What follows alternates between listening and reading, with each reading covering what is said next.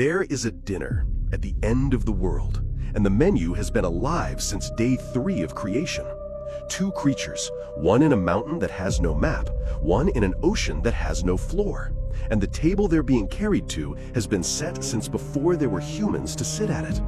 Okay, so most people picture the end of the world as fire, trumpets, horsemen, a sky rolling up like a scroll. And it is all of that. The Bible doesn't soften that part. But buried inside Job and the book of Enoch and 4 Ezra and 2 Baruch and the Talmud, there is a second ending, a quieter one. The world ends with a meal. The righteous are gathered, the table is set, and on the table, 2 of the oldest monsters in the universe. One of them is called Behemoth. The other is called Leviathan. God made them on day 3. God preserved them through the flood. God has been feeding them for thousands of years, for one dinner at the end of time. The book of Enoch is very specific about this. On the 3rd day, when God divided the waters from the dry land, he made 2 beasts. He gave one of them every mountain on earth as a feeding ground. The other he sent into the deep and locked the abyss behind him. The land creature he called Behemoth. The sea creature he called Leviathan. And they are not metaphors. They are not symbols. They are not poetry. God describes them himself, out loud, to a man named Job in the longest speech God gives in the entire Bible. If you have not read it, here is what he says.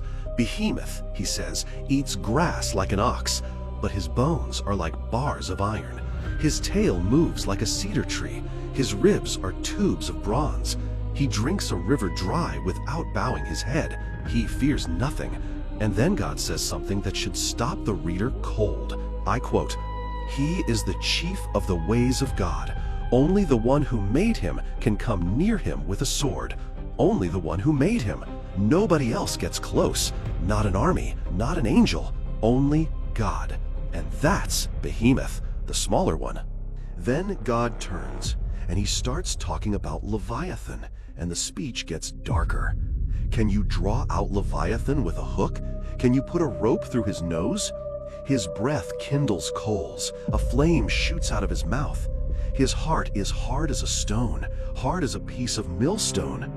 When he rises up, the mighty are afraid. By reason of breakings, they purify themselves. And then the line that ends it. Upon earth there is not his like. He is made without fear.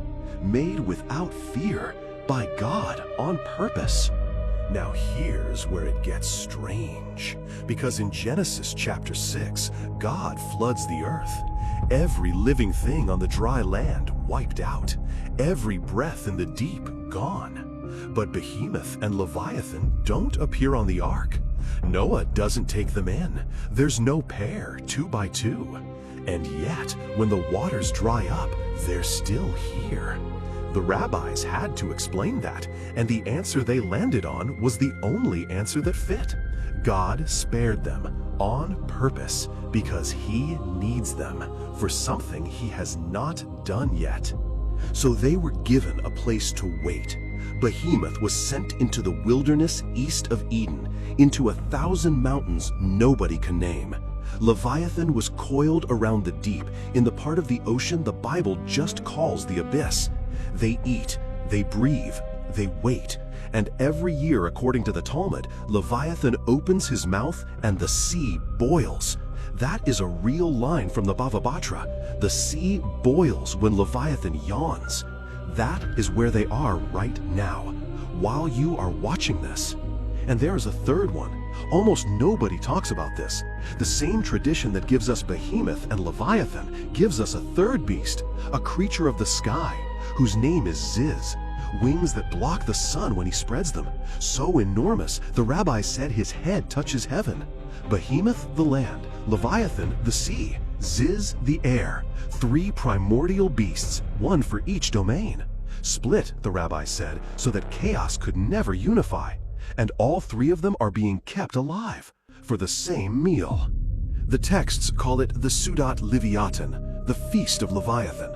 For Ezra describes it, 2 Baruch describes it, the Talmud describes it, the Targum on Genesis describes it.